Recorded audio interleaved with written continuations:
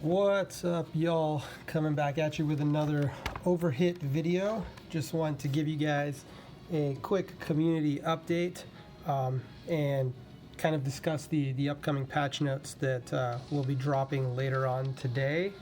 I also wanted to give everybody a reminder to pick up your SSR ticket that we got from the worldwide launch AP contribution celebration fucking something or other thing that you got in the one of those bonuses. I had a little red dot on my screen, so I clicked on it and I was like, oh look, a free SSR. So we're gonna go ahead and pull that at the end of this video. I'm kind of excited. My buddy got Ash. I'm hoping for a Tez or perhaps a Ren, and I'll discuss that in a little bit. But first things first, let's go ahead and go to the patch notes. And oh yeah, I also wanted to address something that had come up in my last little kind of community update. I rushed home yesterday to put out that video on Collette just before the Collette event ended, basically saying that, you know, you should be farming level 5 on extreme in order to get the water catalysts. There have been like numerous people that have come back to me, and we've kind of collated as much data as possible, and the drop rate appears to be somewhere between 3 and 5%. So you need to be very diligent, or I mean, just don't expect that you're going to get, you know, hundreds of water catalysts in one, you know, overnight session. It's not like that.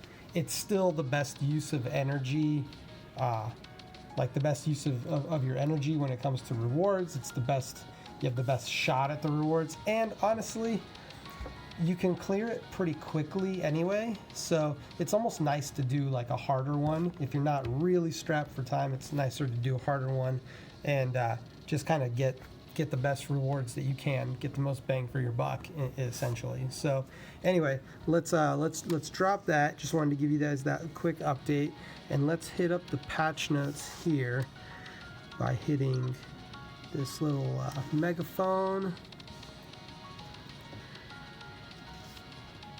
and then touching Malpion's sexy body, and here we go. As soon as this thing loads. All right, 6.13 maintenance patch notes. So as far as the first thing you see, we got 2 new heroes, Rito, and Iroha. I guess Rito is a girl, even though I think Rito is a guy's name. So when is it gonna happen? My understanding of this chart is the Pacific Standard Time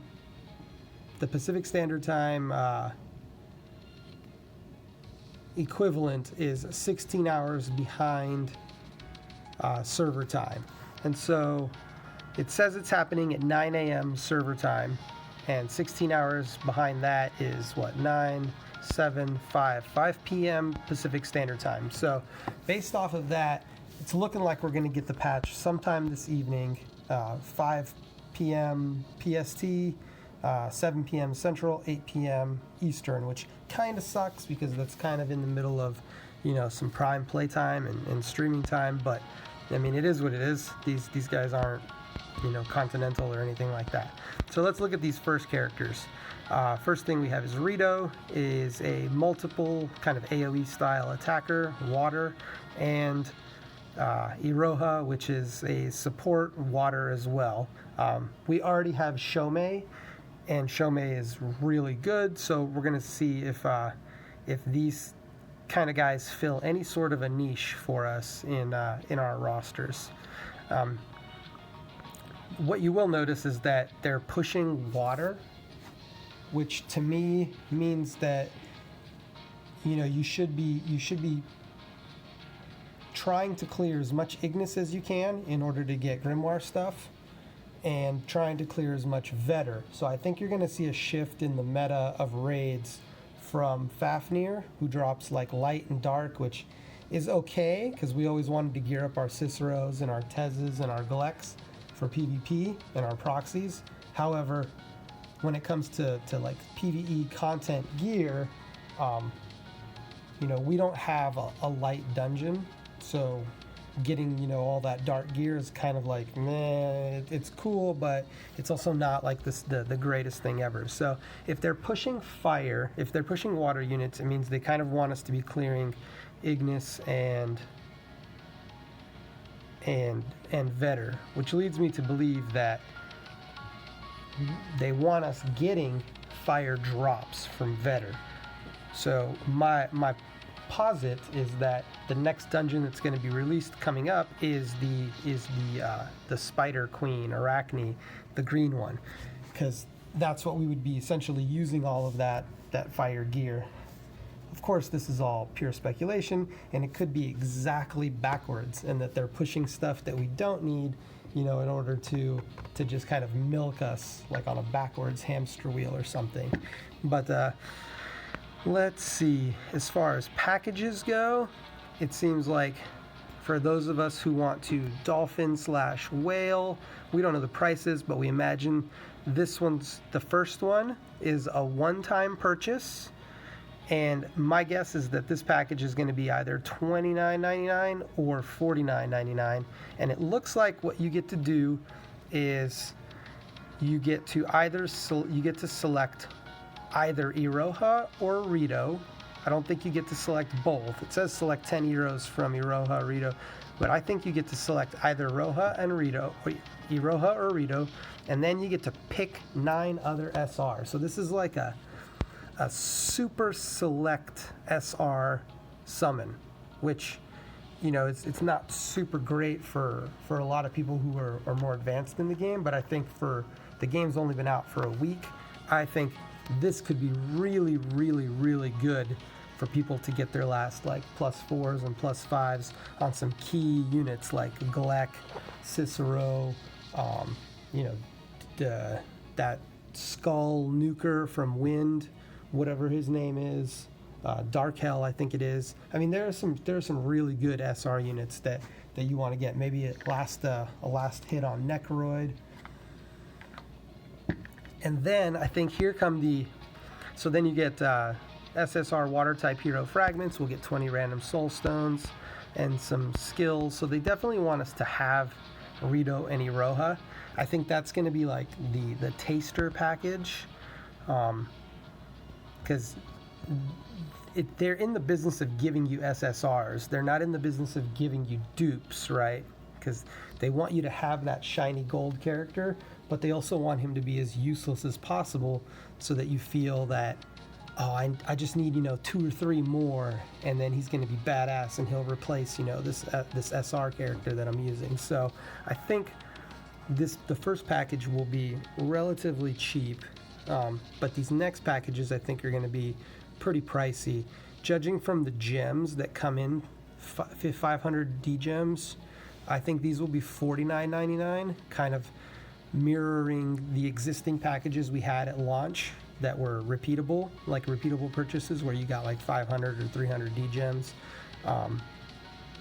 And in this one, it looks like you can buy 3, and you can get either a Rito summon or an Iroha summon, and you get to also select 9 more SR characters from this thing. Now, I might be mistaken on that first package. That first package, you might actually get to select both Rito and Iroha, and then 8 other SR characters. These secondary packages, you get either Rito and Iroha, and you get a bunch of skill stone, hero fragments, and SR characters, but like a shitload of picked SR characters, which is really, really, really beneficial for the newer characters, kind of free to play. Like, I mean, if you're free to play, you're probably not going to purchase this, but I would look into, like, you know, at least maybe 1 if you can do it, because I think this is a really good value, depending on the price, of course. If it's $99.99, then fuck that, it's not worth it. But it looks like they're going to straight up give people the new SSRs at +3 and make you kind of greed your way into the last 2 upgrades, which in my opinion, is fine. They're upgrades over +5 SRs, but they're not just giving you, you know, end game type units for money. You obviously need to get them with money anyway, but they're not making them available direct for like direct purchase. So now this next package I think is worth a little bit of talking. The $1 million, $1 million. I think they get more than $1 million off of this. The million download celebration package. This one includes 300 D-gems, which by itself is $29.99, 100,000 ARN, and an SSR Dimension Gate random summon ticket. So my guess for this is that this one's going to be priced at $29.99. You can buy 3 of them. That gives it like that little bit of an upgrade over buying just straight D-gems for $29.99. You get the 100,000 currency and the Dimension Gate summon. So what does that mean, a Dimension Gate summon? You get to select 3 heroes to draw and 1 final hero. So who are our Dimension Gate summons? They are Ashe, Ophelia, Arya, Ren, and Malpion. So what's going to happen in this thing, and this is again my speculation, but what you're going to do is you're going to pop this ticket and it's going to give you 3 of those 5 characters that I just listed, and then you get to pick one of those 3. So everybody could essentially have a +5 Ashe by the end of this event. Ophelia, you could get your Ophelia to +5. You could get your Malpion. I think you would have to really think about a Malpion upgrade, just because he has an interesting kit, and I don't really think that he fits in the meta right now with Tez being such a good single target attacker. But I mean, he might be worth it. And I think the other really good one to probably go for is Ren. I know Ren's the one I've been farming in Dimension Gate, and I'm getting my plus to Ren today. And I could definitely see myself getting these packs in order to get my Ren to where she's a baller DPS in Leigstein. And so what's the benefit of Leigstein? Obviously, it speeds up your farm on 8-10 hard, or it allows you to clear 8-10 hard if you've been having problems. And that in and of itself is probably not the greatest, judging by the report back on the drop rate of SSR Soulstones. It seems to be less than 1% on 8-10 hard. However, it is still the best place to farm outside of these events. So I think that's just one good reason right there. However, just having like a good Ren for the actual Leigstein raid is probably a really good thing, as in it's going to help us get water gear. And if we can land that water gear, it's just going to make, you know, these water units that we're getting so much stronger for Ignis and Vetter. So I think this is a really cool package that they're doing. My only kind of downside that I see to this is that if people get the unit that they want +5, then it kind of lessens the incentive to farm the Dimension Gate. And rather than it being something that you look forward to every day, it's kind of just, you know, a chore that you just need to do, get your stones, but you don't really care, because all you're going to do is just sell them for those white stones and just trade them for a chance at, you know, the one that you want. So that's my take on that other package. Let's keep going.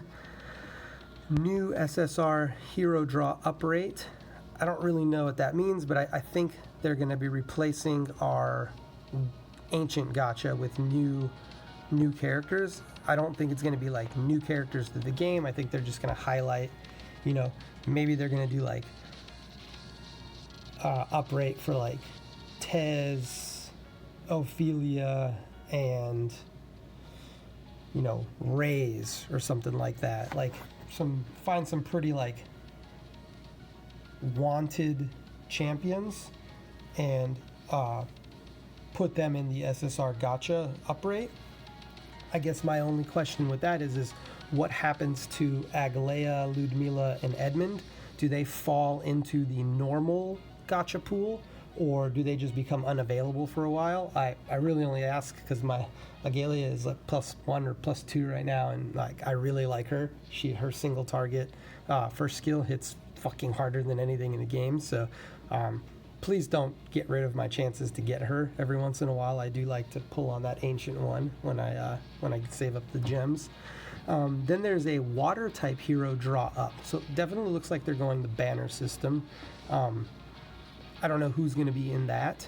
I can imagine it'll be Shomei in order to hype it up, and then possibly Collette, because everybody just got Collette and people are looking to, like, you know, get some dupes for her, and maybe Arya, just throw in a useless SSR. I don't know, maybe Raze. That would be a pretty good draw up gotcha that would incentivize people. Okay, looking at the new Esta event dungeon, we have Esta. We'll go take a look at Esta real quick and see what's good about her. But you can watch the story of Esta and get rewards to obtain Esta. So again, we'll see what they give us in the last round of Extreme, but that's going to be at least 15 levels of farming. That's going to be at least 3 chapters worth of gem rewards. So we should probably looking at like at least 150 D-gem rewards from completing all 3 stages 3-star. So let's look at Esta after we finish these patch notes, because I think that's it, or we're coming to the end. Yeah. So new 7-day attendance. Okay, cool. We'll probably get an SSR at the end of the week. SSR ticket, a quiz event to replace possibly the Luna's board game, a survey event for hero balancing to get new rewards. I don't know what that means. Maybe they're gonna like put up a little survey as to who you think is underpowered, and we can all like put Arya there, and then maybe she'll get a buff. Who else can we put there? We can put Edmund. Edmund sucks without like the ability to get dupes. I don't know. I don't know enough about some of the other guys. Oh yeah, Gordon, the fire tank. He's pretty poopy as well. So maybe that's what we need to get on these guys about in order to tell them to buff up these SSRs. A new box gotcha event on the Esta event dungeon. A new box gotcha. What the hell does that mean? I have no idea. So maybe the Esta event will give us tickets like the Collette event did, and then it'll be some sort of like random gifts again. I imagine, personally, I don't know anything about this game outside of the 7 days that we've been playing or whatever since global, but I can't imagine that the Esta event is anything different than the Collette event. Just like a repeatable, resettable thing where you get some rewards, and I like that because that thing gave us honestly a ton of rewards. I think we got like 500 D-gems from Collette if you finished all your resets, so that's cool. And then a growth cost discount event for water type heroes. So maybe we'll get like XP up on fortification. What I would really like is for a reduction in skill stone costs for getting their skills up, but fat chance for that. Just gonna have to wait for exploration resets. Let's see, other updates. New grimoire equipment under crafting. I believe what they mean by that is there will be those like moonstones that you can craft now in order to upgrade your existing grimoires past 1 star and get those passives to higher levels. Super important, which is another reason why I think water characters are going to be crazy important over the next few weeks as we really farm Ignis before Ignis goes away. Because grimoires are a huge source of power. A lot of kits on characters like don't really work until you get the grimoire. Like for example, young Gleck is amazing once he gets his grimoire. Ophelia is night and day difference between Ophelia post Grimoire and Ophelia before the Grimoire. And so, yeah, being able to upgrade those passes that you get from the Grimoire is going to be super important. So again, speculation on my part, but I think that's what's coming in. And of course, the 2 new heroes are going to be added to the guide, and we'll be able to pull them instantly. So that should give us, like 30 D gems as well. So what did we say? We said we were going to take a look at Esta. So let's look at Esta. Hero. And I have mine. Okay, I have a +2 Esta. I haven't upgraded her yet. So I was reading the... Hold on, guys. Bear with me for 1 second. I got an email. Okay, I'm good. I was reading the JP, the Japanese Altema site regarding Esta, and they say that she has the highest attack speed in the game. So right now, we're looking at her attack speed base at D grade is 19. Let's see who else comparatively. Let's see, Hien at D grade, her attack speed is 19. Gleck at D grade, his attack speed is 19, and he's a tank. Emodin, 9. Oh no, his attack speed's 18. Okay, so there is a difference. Let's see, Malpion. He seems like he'd be fast, right? His attack speed is 18. Leica, her attack speed is 18. Okay. So have we seen anything like 18 and 19? 18 for Edmund. Let's see.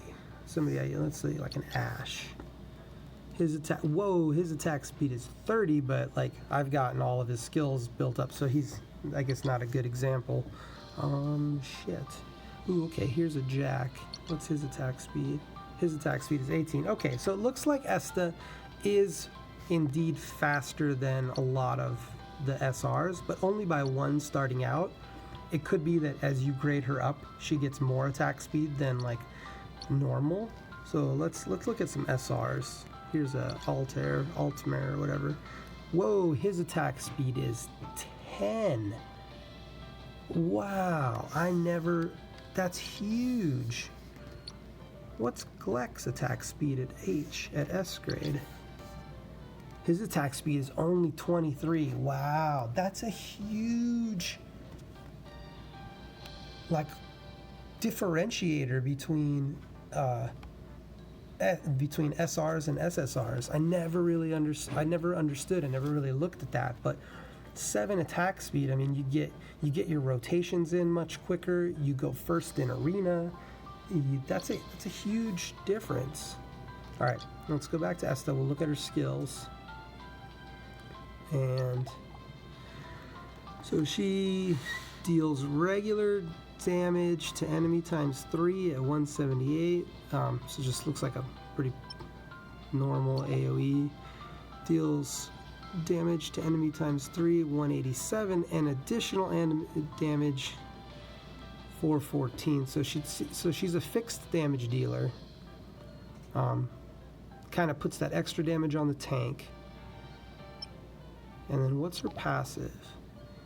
Decreases the block rate of the hit target by 9.9 and increases crit rate of self by 7 points. Okay, so she's gonna have a high crit rate just because of her passive. That probably is gonna get up to like 15% at max Grimoire.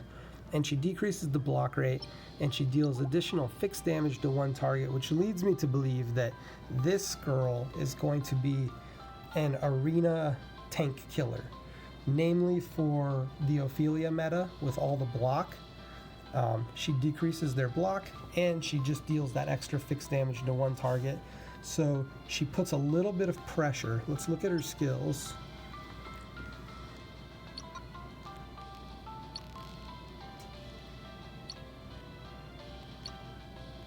Let's look at her final multiplier. Her final multiplier on her final skills. All right, so she deals 267 and 2,000 fixed damage. She inflicts burn Okay, so she's definitely a tank buster. She's going to put a little bit of pressure on the team by doing AoE, and she's going to deal that additional fixed damage to your tank in the front, which is most likely you're going to use her to kill Ophelia if the PvP meta changes from Cicero to Ophelia, which it should in a little while. And let's see what she does with her first skill. Okay, she still just does enemy times 3, so she never does more enemy. And then she deals additional damage equal to 120% of attack to enemies with HP that is 50% or lower. And then she buffs herself. She increases her damage by 27%. Wow. So I mean that she doesn't look horrible. She doesn't look necessarily great for any like particular PvE content. I can see her 55 seconds and 100 seconds. I can see her being pretty good on a raid as like if any of you play like WoW, like, you know, execution spam, like once the raid boss gets below 50%. So if you're one of those guys who joins raids when they're, you know, already started, you can join a raid when it's at, you know, 50%. All of a sudden her one skill starts to do pretty good damage at, what is that, 370. It's not the greatest for a single target ability because it is an actual AoE, but I don't know the green raid boss as well, so maybe there is AoE. Maybe it's a spider with spiderlings and you want to be able to kill the ads. So not knowing anything about the upcoming content, I'd say she's a decent SSR to have. The fact that she's fast will always help you in arena, so that's kind of cool. And I do like this additional fixed damage to the tank in the front line. That's kind of a good bonus. So I think that's about it, guys, for the patch notes. I didn't think this video would go so long, but there's actually a good amount of stuff to cover. So hopefully you guys found it informative, and we're gonna finish this video off with getting this SSR pick. So let's get something cool, right? Let's get something cool. I don't know what that's gonna be. Let's do it. And receive. Ooh, nice. A Demian dupe. A Demian dupe. That's cool. We're on our way to replacing Cicero as a dark tank, and I like that. So, alright guys, hope you enjoyed the video. I'll catch you guys in the next Overhit video. Until then, take care and peace.